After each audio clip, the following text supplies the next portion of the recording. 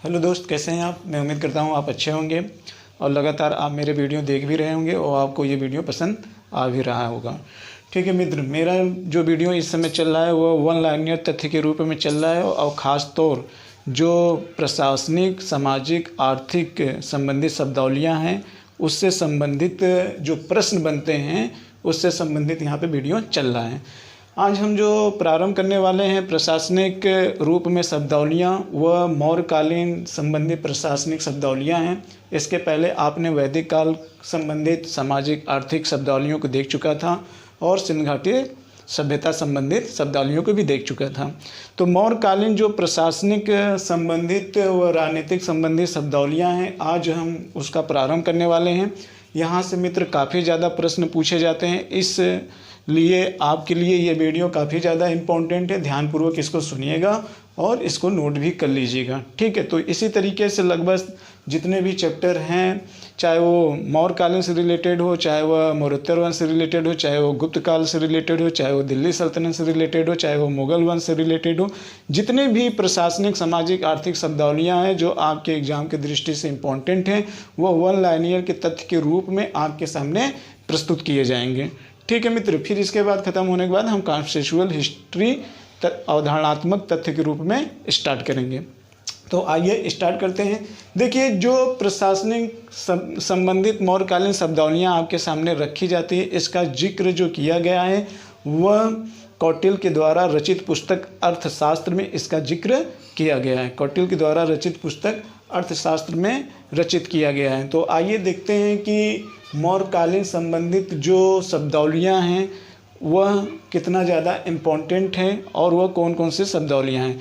मैं फिर से कहना चाहता हूँ, जो आज मैं टॉपिक पढ़ाने वाला हूँ इसमें से क्वेश्चन बन चुके हैं, आईएएस के भी बन चुके हैं, पीसीएस में भी बन चुके हैं और एसएससी में भी यहाँ से प्रश्न बन चुके हैं, इसलिए इसको ध्यानपूर्वक आप सुनिएगा। तो जो पहला चीज़ है वह मित्र यहाँ पे क्या लिखा है, मौर्यकालीन प्रमुख अधिकारी। जी हाँ, मौर्यकालीन जो प्रमुख अधिकारी हैं उनको क्या कहा जाता था, मौर्यकालीन में जो प्रमुख अधिकारी हैं उनको किस नाम से पुकारा जाता था, इस चीज़ को हम यहाँ पे देखेंगे। ठीक है, तो पहले भी राजनीतिक अधिकारी हुआ करते थे, प्रशासनिक अधिकारी हुआ करते थे जो आज भी हैं, लेकिन इनको आज अलग नाम दिया गया है, लेकिन मौर्यकालीन व्यवस्था में इनको एक अलग नाम के रूप में जाना जाता है। तो यहीं से प्रश्न बनता है कि जो उस समय अधिकारी थे उनको किन किन नामों से जाना जाता है। तो आइए देखते हैं कि मौर्यकालीन संबंधी जो प्रमुख अधिकारी हैं उनको किस नाम से जाना जाता है। तो देखिए यहाँ पे जो पहला अधिकारी का नाम लिखा है वो कौन सा अधिकारी यहाँ पे है, अमात्य। कौन सा है, अमात्य। तो अमात्य का मतलब क्या होता है, अमात्य किसे कहते हैं, जो योग्य अधिकारियों का समूह होता है। जी हाँ, योग्य अधिकारियों के समूह को हम क्या कहते हैं, अमात्य कहते हैं। योग्य अधिकारियों का समूह होता है, ठीक है, उसको अमात्य कहते हैं। यानी कि जो इंटेलिजेंट लोग तेज तर्राक समूह के रूप में होते हैं उनको अमात्य में शामिल किया जाता था। इसके बाद है मित्र, इसके बाद है अग्रमात्य। अग्रमात्य किसे कहते हैं, प्रधानमंत्री का जो पद होता था उसे अग्रमात्य कहा जाता था। प्रधानमंत्री का जो पद होता था उसे अग्रमात्य कहा जाता था। ठीक है, ये भी ध्यान रखिएगा कि आज जो प्रधानमंत्री हैं इनको मौर्यकालीन में किस नाम से जाना जाता था, अग्रमात्य के रूप में जाना जाता था। इसके बाद अगला नेक्स्ट देखते हैं, महामात्य। महामात्य प्रमुख अमात्य नगरों का अधिकारी होता था। प्रमुख अमात्य नगरों का अधिकारी होता था। ठीक है, महामात्य, जैसे आप सचिव पढ़ते हो, महासचिव पढ़ते हो, तो उसी तरीके से यहाँ पे महामात्य होता था जो प्रमुख अमात्य नगरों का क्या होता था, अधिकारी होता था। यानी ढेर सारे जो प्रमुख अमात्य होते थे वह महामात्य के नीचे हुआ करते थे। ठीक है, इसके बाद एक आता है अगला जो है प्रदेष्टा। कौन सा है शब्द, प्रदेष्टा। प्रदेष्टा कौन सा होता है, मंडल का प्रमुख या प्रधान अधिकारी होता है। जी हाँ, मंडल का प्रमुख या प्रधान अधिकारी होता है। जैसे आप समझ लीजिए कि कई ज़िले मिलाकर 5 या 3 ज़िले के मिलाकर एक मंडल बनता है, तो उसका अपना भी एक हेड अधिकारी होता है। ठीक है मित्र, जैसे आप कमिश्नर के रूप में जानते हो या तो फिर आयुक्त के रूप में जानते हो, इसी तरीके से पहले मंडल के प्रमुख को क्या कहा जाता था, प्रदेष्टा। क्या कहा जाता था, प्रदेष्टा, याद कर लीजिएगा। इसके बाद आता है नगर का अधिकारी। जी हाँ, नगर का अधिकारी। नगर का भी अपना एक अधिकारी होता था जो मंडल से कहीं ना कहीं छोटा होता था। आज के संदर्भ में देख सकते हैं आप। तो उसको क्या कहा जाता था? उसको कहा जाता था एस्ट्रोनोमोई। क्या कहा जाता था? एस्ट्रोनोमोई। किसे कहा जाता था? मौर्यकालीन में जो नगर का अधिकारी होता था उसे एस्ट्रोनोमोई कहा जाता था। ठीक है मित्र, अगला देते हैं रूप दर्शक। ये आपके एग्जाम में पूछा गया है। रूप दर्शक किसे कहा जाता था? सिक्कों की जांचकर्ता प्रधान अधिकारी। जी हाँ, सिक्कों का जांचकर्ता जो होता था उससे हम क्या कहा जाते थे? रूप दर्शक कहते थे। जो सिक्कों की क्या करता था? जांच करता था कि नकली सिक्का कौन से है, डुप्लीकेट सिक्का कौन से है, यानी कि जाली नोट कौन सा है, असली नोट कौन से है। इसकी जांच करने वाले को हम क्या कहते हैं? रूप दर्शक। रूप दर्शक ये अधिकारी सिक्कों की जांच करता था। इसके बाद अगला जो नेक्स्ट अधिकारी है मित्र वह है सौवर्णिक। सौवर्णिक कौन होता था? टकसाल का प्रमुख अधिकारी। जहाँ मुद्रों की छपाई होती है, ठीक है, जहाँ मुद्रों की छपाई होती है उसे सौवर्णिक कहा जाता था। सौवर्णिक जो एक तरीके से मौर्यकालीन अधिकारी होता था जो टकसाल का प्रमुख अधिकारी होता था। ठीक है, टकसाल का प्रमुख अधिकारी को सौवर्णिक कहा जाता था। व्यवहारिक 8वें नंबर पे जो है वह है व्यवहारिक। व्यवहारिक किसे कहा जाता था? दीवानी न्यायालय का प्रमुख न्यायाधीश। दीवानी न्यायालय का जो प्रमुख न्यायाधीश होता था मित्र उसे हम क्या कहते थे? उसे हम कहते थे व्यवहारिक। जो दीवानी न्यायालय का न्यायाधीश होता था उसे हम व्यवहारिक के नाम से जानते हैं। समाहर्ता। समाहर्ता ये आपके एग्जाम में कई बार पूछा गया है मित्र कि समाहर्ता किसे कहा जाता है? तो समाहर्ता जो कहा जाता है वह कर निर्धारण का सर्वोच्च अधिकारी होता था। कर निर्धारण का सर्वोच्च अधिकारी जो होता था उसे हम समाहर्ता कहते हैं। उसे हम क्या कहते हैं? समाहर्ता, जो कर निर्धारण का सर्वोच्च अधिकारी होता है। ध्यान रखिएगा, ये आपके एग्जाम में कई बार पूछा गया। तो जितने अधिकारियों सबसे मोस्ट इम्पॉर्टेंट कौन सा होगा? समाहर्ता। ठीक है, ये कई बार पूछा गया, इसको आप याद कर लीजिएगा। ये कर निर्धारण का सर्वोच्च अधिकारी होता था। अगला जो है मित्र वह है सन्निधाता। सन्निधाता क्या होता था? ये एक तरीके से राजकीय कोषागार व भंडागार का संरक्षक होता था। जी हाँ, राजकीय कोषागार और भंडागार का क्या होता था? संरक्षक होता था। तो ये चीज़ को आप यहाँ पे याद कर लीजिएगा। अगला कौन सा है? धम्म महामात्र। तो जो धम्म महामात्र होते थे वो क्या कार्य करते थे? तो जो धम्म महामात्र होते थे वह समाज में सामंजस्य की स्थिति को बनाए रखने का कार्य करते थे। उनको धम्म महामात्र कहा जाता है। इस बात की जानकारी अशोक के अभिलेख में भी आपको मिलेगी। तो इनको कहा जाता था धम्म महामात्र, जो समाज में सामंजस्य की स्थिति को बनाए रखने का कार्य करते थे। उनको क्या कहा जाता था? धम्म महामात्र कहा जाता था। ठीक है, जैसे एनजीओ में तमाम प्रकार के लोग आप देखते हो कि समाज में क्या करने का कार्य करते हैं? ऑर्गेनाइजेशन बनाने का कार्य करते हैं ताकि समाज में एकता एवं अखंडता बनी रहे। तो उसके लिए धम्म महामात्र की नियुक्ति की जाती थी। कब? मौर्य काल में। ठीक है, फिर एक आता है अंत महामात्र। अंत महामात्र किसे कहा जाता है? उसको कहा जाता है जो सीमावर्ती क्षेत्रों में धर्म के प्रचार प्रसार करने वाला अधिकारी। सीमावर्ती क्षेत्रों में जो धर्म का प्रचार प्रसार कर रहे थे उनको हम अंत महामात्र के नाम से जानते हैं। अगला देख लेते हैं, यहाँ पे है अस्त्राध्यक्ष। अस्त्राध्यक्ष का मतलब महिलाओं के नैतिक आचरण को देखने वाला अधिकारी को अस्त्राध्यक्ष कहा जाता था। यानी किसको? महिलाओं के नैतिक आचरण को देखने वाले अधिकारी को सत्राध्यक्ष के नाम से भी जाना जाता था। ठीक है, महिलाओं के नैतिक आचरण को देखने वाले को सत्राध्यक्ष के नाम से जाना जाता था। राजुक, ये भी आपके एग्जाम में कई बार पूछा गया है कि राजुक का संबंध किससे होता है? ठीक, तो राजुक का संबंध किससे होता था? साम्राज्य में न्याय व राजस्व का अधिकारी होता था।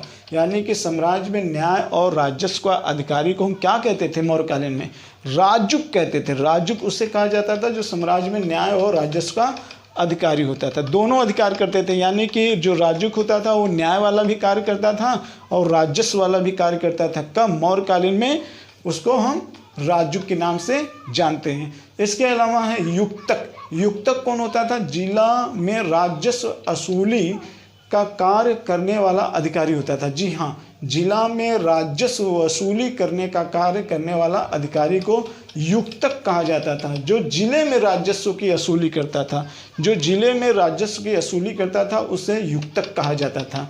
ठीक है मित्र, इसके बाद देखिए महामात्य सर्प। महामात्या सर्प किसे कहा जाता था? तो गुप्तचर विभाग का प्रधान होता था। महामात्या सर्प जो होता था वो गुप्तचर विभाग का प्रधान होता था। गुप्तचर विभाग का क्या होता था? प्रधान होता था। तो मित्र, ये जो मौर्यकालीन प्रमुख अधिकारी हैं इसमें से कई बार प्रश्न पूछे गए हैं, तो इसलिए जो ये मौर्यकालीन संबंधी अधिकारियों के पद के नाम हैं इसको जरूर आप याद कर लीजिएगा। ठीक है, तो एक बार हम देख लेते हैं कि मौर्यकालीन प्रमुख अधिकारी के पद कौन कौन से हैं। पहला क्या है? अमात्य, वेरी मोस्ट इम्पॉर्टेंट। अग्रमात्य, महामात्य, प्रतिष्ठा इम्पॉर्टेंट है। फिर एस्ट्रोनोमोई इम्पॉर्टेंट है। रूपदर्शक ये भी इम्पॉर्टेंट है। सवारणिक, व्यवहारिक, समाहर्ता भी इम्पॉर्टेंट है। सन्निधाता ये पूछा नहीं गया लेकिन इम्पॉर्टेंट है। धम महामात्र, फिर अंत महामात्र, फिर अस्त्र अध्यक्ष, फिर राजुक इम्पॉर्टेंट है। युक्तक के बाद महामात्या सर्प गुप्तचर प्रधान विभाग होता था। तो इसमें से 4-5 इम्पॉर्टेंट हैं जिसका नाम मैंने अभी बताया है, उसको आप गौर कर लीजिएगा। लेकिन हाँ, ऐसा नहीं है कि जो बाकी नहीं बताए वो इम्पॉर्टेंट नहीं है। आयोग भाई कहीं से भी प्रश्न पूछ सकता है, लेकिन जो मैंने नाम लिए हैं वो आपके एग्जाम में प्रश्न अक्सर पूछे गए हैं। ठीक है, तो इस बात को आपको ध्यान में रखना होगा। आइए अब हम अगला देखते हैं, मौर्यकालीन अध्यक्ष। जी हाँ, मौर्यकालीन अध्यक्ष के संदर्भ में अगर हम बात कर लें तो कुल मौर्यकालीन जो अध्यक्षों की संख्या थी वह कौटिल्य के द्वारा रचित अर्थशास्त्र में 27 अध्यक्ष को बताया गया है, 18 तीर्थ को बताया गया है। तो यहाँ तीर्थ नहीं लिखे हैं, यहाँ हम अध्यक्ष लिखे हैं। तीर्थ जो होते थे उनकी संख्या 18 होती थी, और जो एक तरीके से आप देख रहे हो अध्यक्ष, इनकी संख्या अर्थशास्त्र में 27 बताई गई है। लेकिन जो तीर्थ हैं वो मंत्रियों के पद के लिए बताया गया है, और उनके पद जो होते थे वो लक्षणा अध्यक्ष के पद से बड़ा होता था। तो कथन और कारण संबंधित में ये भी प्रश्न बना सकता है कि लक्षणा अध्यक्ष पद में से और तीर्थ पद में से कौन सा पद बड़ा है और इसका जिक्र कहाँ किया गया है। इस चीज़ को ध्यान में आप रखिएगा, जैसा कि मैंने पहले बताया। ठीक, तो आइए देख लेते हैं कि लक्षणा अध्यक्ष संबंधित जो अध्यक्ष हैं उनके क्या कार्य होते थे। ठीक है, लक्षणा अध्यक्ष के अंतर्गत मौर्यकालीन अध्यक्ष के अंतर्गत मौर्यकालीन के अध्यक्ष के अंतर्गत कौन कौन अध्यक्ष आते थे और उनका कार्य क्या होता था। आइए इसके संदर्भ में हम देखने का प्रयास करते हैं। ठीक है मित्र, तो आइए, एक है सूरा अध्यक्ष। पहला क्या है यहाँ पे? सूरा अध्यक्ष। पहला, कुल टोटल 27 अध्यक्ष हैं। सूरा अध्यक्ष का काम क्या होता था? तो जो आबकारी विषयों का अध्यक्ष होता था उसे हम सूरा अध्यक्ष कहते हैं। आबकारी विषयों का जो जानकार होता था उसे हम सूरा अध्यक्ष कहते हैं। दूसरा था मुद्रा अध्यक्ष। मुद्रा अध्यक्ष किसे कहते हैं? मुद्रा अध्यक्ष हम राजकीय चिन्ह, मुद्रा तथा पासपोर्ट से संबंधित अधिकारी। राजकीय चिन्ह, मुद्रा तथा पासपोर्ट से संबंधित अधिकारी को मुद्रा अध्यक्ष कहा जाता था। इम्पॉर्टेंट है, इसको इम्पॉर्टेंट कर लीजिएगा। इसके बाद है शुल्का अध्यक्ष। शुल्का अध्यक्ष जो होता था वो राजकीय धन जुर्माने से संबंधित अधिकारी था। ठीक है, अधिकारी था किससे? राजकीय धन जुर्माने से संबंधित अधिकारी को हम क्या कहते हैं? शुल्का अध्यक्ष कहते हैं। ठीक है, तो ये तीसरे क्रम का अध्यक्ष था।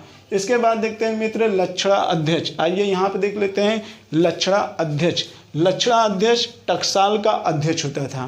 किसका अध्यक्ष होता था? टकसाल का अध्यक्ष को हम क्या कहते हैं? लक्षणा अध्यक्ष कहते हैं। ठीक है मित्र, तो टकसाल के अध्यक्ष को हम क्या कहते हैं? यहाँ पर लक्षणा अध्यक्ष कहते हैं। फिर उसके बाद देख लेते हैं कोषा अध्यक्ष।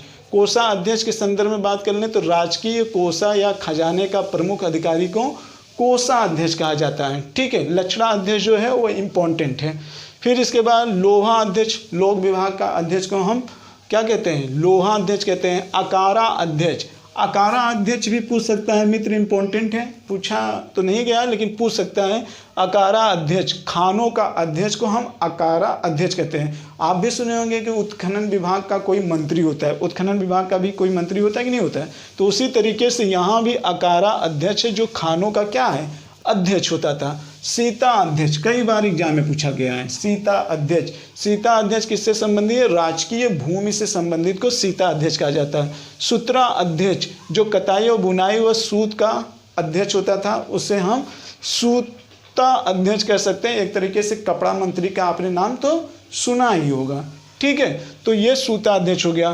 फिर कोषागार अध्यक्ष जो कोषागार का अध्यक्ष कह रहा है उसे कोषागार अध्यक्ष कहते हैं। 16 अध्यक्ष, 16 अध्यक्ष और कोषागार अध्यक्ष मित्र दोनों एक ही विभाग के अध्यक्ष होते हैं, ठीक है, एक ही विभाग के अध्यक्ष होते हैं। लौड़ा अध्यक्ष, जैसे लौड़, लौड़ मतलब नमक, तो नमक विभाग का अध्यक्ष क्या कहलाता था, लौड़ा अध्यक्ष कहलाता था। फिर इसके बाद है संशय अध्यक्ष, व्यापार प्रबंधक को हम क्या कहेंगे, संशय अध्यक्ष के नाम से जाना जाता था। गणिका अध्यक्ष, गणिका अध्यक्ष यानी गणिकाओं या वेश्याओं का क्या करता था, निरीक्षक करता था, उसे हम कहते हैं गणिका अध्यक्ष, ठीक है। इससे ये पता चल जाता था कि मौर्यकालीन में भी वेश्याओं का जिक्र किया गया है। सिंधु घाटी सभ्यता में भी इसकी बात का जिक्र है, नर्तकी की मूर्ति के रूप में है, ठीक है, मैंने आपको बताया भी था। तो यहाँ भी गणिका अध्यक्ष जो होता था वो गणिकाओं व वेश्याओं का क्या करता था, निरीक्षक करता था। फिर यहाँ पे है मित्र पत्तना अध्यक्ष, तो पत्तना अध्यक्ष बंदरगाहों का अध्यक्ष होता था। पत्तन माने बंदरगाह होता है, आप आसानी से पकड़ लोगे, पत्तना अध्यक्ष। फिर 9वां अध्यक्ष, ये आपको थोड़ा देखना होगा, पशु निरीक्षक को हम क्या कहते हैं, 9वां अध्यक्ष को हम पशु निरीक्षक कहते हैं। फिर आते हैं, देखते हैं, एक है नौका अध्यक्ष, जल मार्ग के यातायात का जो अध्यक्ष होता था उसे हम नौका अध्यक्ष के नाम से जानते हैं, उसे हम नौका अध्यक्ष के नाम से जानते हैं। इसके बाद है विविता अध्यक्ष, यानी कि एक तरीके से जो चारगाहों का अध्यक्ष होता था उसे विविता अध्यक्ष के नाम से जाना जाता है। फिर उसके बाद है बंधनगारा अध्यक्ष, जो जेल विभाग का अध्यक्ष होता था उसे हम बंधनगारा अध्यक्ष कहते हैं। देखिए इसमें एक नया है विविता अध्यक्ष, तो ये थोड़ा सा आप याद कर लीजिएगा। विविता अध्यक्ष चारों गांवों का अध्यक्ष होता था, ठीक है, तो आप इस चीज़ को ध्यान में रखिएगा, ठीक है, ये इम्पोर्टेंट है। फिर इसके बाद है सोना अध्यक्ष, कसाई खाने के अध्यक्ष को हम सोना अध्यक्ष कहते हैं, इसको भी याद कर लीजिएगा। सोना अध्यक्ष जो कसाई खाने का अध्यक्ष होता था। माना अध्यक्ष, माना अध्यक्ष मतलब समय तथा स्नान तथा निर्णय करने वाला अधीक्षक होता था, तो उसे हम माना अध्यक्ष कहते हैं, तो उतना इम्पोर्टेंट नहीं है। परिणय अध्यक्ष, ये इम्पोर्टेंट है। परिणय अध्यक्ष यानी कि राजकीय व्यवसाय का अध्यक्ष होता था, उसे परिणय अध्यक्ष कहा जाता था, ठीक है, तो इस चीज़ को आप ध्यान में रखिएगा। फिर है कन्या अध्यक्ष, तो ये जो कन्या अध्यक्ष है इसको वनों से संबंधित कार्यों का अध्यक्ष जो था वह कन्या अध्यक्ष था, जो वनों संबंधित कार्यों का अध्यक्ष कहलाता था, तो ये भी इम्पोर्टेंट है। आयुधा अध्यक्ष, अशस्त्र के निर्माण व कारखाने का अध्यक्ष को हम क्या कहते थे, आयुधा अध्यक्ष, ठीक है, नाम से ये स्पष्ट हो जाएगा, युद्ध इसमें जुड़ा हुआ है। फिर इसके बाद है योतवा अध्यक्ष, नाप तौल बाट व तराजू का अध्यक्ष क्या कहलाता था, ठीक है। पोतवा अध्यक्ष, पोतवा अध्यक्ष, ये इंपॉर्टेंट है, ये पूछा गया है। पोतवा अध्यक्ष किससे संबंधित है, तो देखिए यहाँ पे कंफ्यूज हो सकता है। पोत माने यानी कि आप पत्तन मत लीजिएगा, पत्तन शब्द इसके पहले मैंने आपको बता दिया, यहाँ पे पत्तना अध्यक्ष, तो कभी कभी 15 वाले अध्यक्ष में कंफ्यूज हो जाता है पोतवा अध्यक्ष और पत्तन अध्यक्ष, तो इसमें कंफ्यूज मत होइएगा। पत्तन अध्यक्ष मतलब बंदरगाहों का अध्यक्ष होता है और पोतवा अध्यक्ष मतलब नाप तोल व बाट तराजू का अध्यक्ष होता है, उसे हम पोतवा अध्यक्ष कहते हैं। तो ये पूछा भी गया और काफ़ी ज़्यादा लोग इसमें कंफ्यूज भी हुए हैं, तो ये भी ध्यान रखिएगा कि पोतवा अध्यक्ष नाप तोल बाट व तराजू का अध्यक्ष होता था। फिर उसके बाद आता है सैन्य विभागाध्यक्ष, जो अश्व रथ, ठीक है, पदाति तथा गज सेना का क्या होता था, अध्यक्ष होता था। इसका मतलब कि मौर्यकालीन में अगर आप देखेंगे कि तो अश्व रथ और हाथी संबंधी सेनाओं का जिक्र भी किया गया है, क्योंकि इससे संबंधित भी क्या हैं, अध्यक्ष पाए गए हैं। तो फिर से ध्यान में रख लीजिए मित्र, जो मौर्यकालीन संबंधी अधिकारी हैं उसमें मैंने आपके इम्पोर्टेंट बता दिए गए हैं कि इतने अधिकारियों में कौन अधिकारी पर आपको विशेष ध्यान देना है। इसके बाद मैंने मौर्यकालीन जो अध्यक्ष हैं उनमें मैंने बता दिया टोटल 27 अध्यक्ष हैं, लेकिन इम्पोर्टेंट रूप से जो अध्यक्ष हैं वो भी मैंने बताया, उस पर आप विशेष रूप से ध्यान दीजिएगा मित्र। ठीक है, इसके बाद मौर्यकालीन संबंधित जो सामाजिक शब्दावलियाँ या तो जो तीर्थ संबंधित अधिकारी आएंगे उसके बारे में जिक्र किया जाएगा। तो इसी के साथ हम इस वीडियो का समापन कर रहे हैं। नेक्स्ट टाइम फिर मिलेंगे एक नए वीडियो के साथ। जय भारत, जय हिंद।